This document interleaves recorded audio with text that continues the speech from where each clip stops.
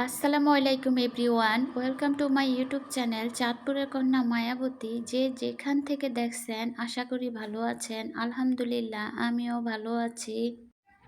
এই ভিডিওটা হচ্ছে আগের দিন রাতের বেলা আমার কতগুলা বুটের ডালের দরকার ছিল, তো আমি বুটের ডালগুলা এ কারণে ভেজে রেখে দিব কিছুটা, আর কিছুটা আমার রান্না করব। আর রুটি বানিয়ে নিতেছি এখনই, কারণ দিনের বেলা দেখা গেছে রুটিটা বানাইতে গেলে অনেক টাইম লেগে যায়। এ কারণে এখন সময় আছে, এখন আমি রুটিটা বানিয়ে তারপর রেখে দেব ফ্রিজে। আসলে সংসারে না কিছু কিছু কাজ যদি আপনি মানে একদম টেকনিক করে করেন তাহলে অনেকটা সহজ হয়ে যায়। তো এই দিক দিয়ে আবার আমার হাজব্যান্ড আসার সময় কতগুলো আম নিয়ে আসছে, আমগুলা কিনে আনে নাই, এগুলো আমাদের বাড়ি থেকে পাঠাইছে।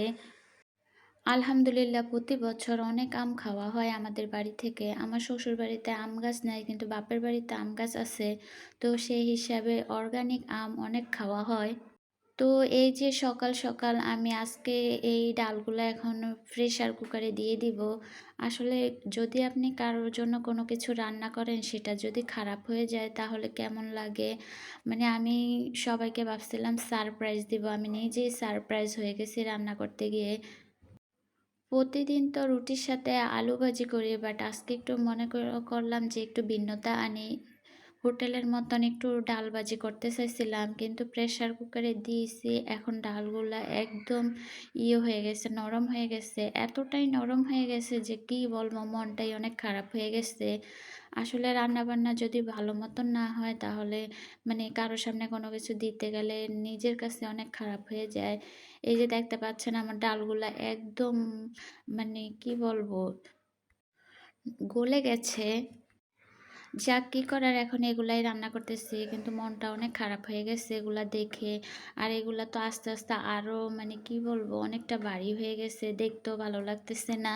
ওদেরকে সারপ্রাইজ দিতে গিয়ে আমি নিজেই সারপ্রাইজ হয়ে গেছি। কষ্ট করে রান্না বান্না করলে যদি মনের মতন না হয় তাহলে অনেক বেশি খারাপ লাগে আমার কাছে। মানে আমার মন মতন হতে হয় সব কিছু, না হয় আমার কাছেই তো ভালো লাগে না, আরেকজনের কাছে কি ভালো লাগবে, আমি এটা মনে করি। তো ডালটা হয়ে গেছে, এখন আমি রুটিগুলো ভেজে নিচ্ছি তেল দিয়ে। ডালের সাথে আমার সবসময় তেল দিয়ে রুটি ভাজলে ভালো লাগে, এমনিতে নর্মাল রুটি দিয়ে আমার ডাল ভালো লাগে না। ডাল বলেন গরুর মাংস বলেন আমার ভালো লাগে না, এ কারণে তেল দিয়ে ভেজে নিচ্ছি। এই দিক দিয়ে আবার মুরগির মাংসটা আমি ভেজে নিচ্ছি, মুরগির মাংস রান্না করব। তো এই যে সবাইকে আমি নাস্তা দিয়ে দিচ্ছি। আচ্ছা বলেন তো, একটা গৃহিণী সকালবেলা ঘুম থেকে উঠে এই যে সবার সামনে যেভাবে নাস্তাটা প্রেজেন্ট করে, কিন্তু ঘরের গৃহিণীকেই বা কে এভাবে নাস্তাটা প্রেজেন্ট করে দেয়? আমি তো মাঝে মাঝে ভাবি যে ঘুম থেকে উঠে যদি দেখতাম আমার বাচ্চাদেরকে কেউ নাস্তা খাইয়ে তারপরে আমার জন্য কেউ গরম গরম এভাবে নাস্তা রেখে দিচ্ছে, কিন্তু ওটা ভাবাই হয়ে থাকে, ওটা বাস্তবে সম্ভব না, কারণ আমি না করলে কেউই আমাকে এগুলা করে এনে দিবে না, এটাই বাস্তব। তো নাস্তা খাওয়া শেষ, এবার আমি রান্না করতে চলে আসলাম। আজকে আমি রান্না করব মুরগির মাংস। মুরগির মাংসের ভিতরে আমার সবসময় আলু দিতে হয়, কারণ আমার হাসব্যান্ড মাংসের ভিতরে আলু দেওয়া অনেক বেশি পছন্দ করে। তো এই দিক দিয়ে আমি এই বেগুনগুলা পুড়িয়ে নিচ্ছি, একটু ভর্তা করব। রান্না করতে করতে আবার আমার হাসব্যান্ড বাজারে গিয়ে দেখেন কতগুলা দুধ নিয়ে আসছে একসাথে। একসাথে এত দুধ আনলে এগুলা ফ্রিজে রাখতেও সমস্যা হয়, আর এমনিতে রেখে দিলে ফ্রিজে বেশি দিন দুধ থাকতে চায় না, নষ্ট হয়ে যায়। এ কারণে ভাবলাম এখন এই সবগুলা জাল দিয়ে দিব। জাল দিয়ে তারপরে আস্তে আস্তে এগুলা বোতলে ভরে রাখবো।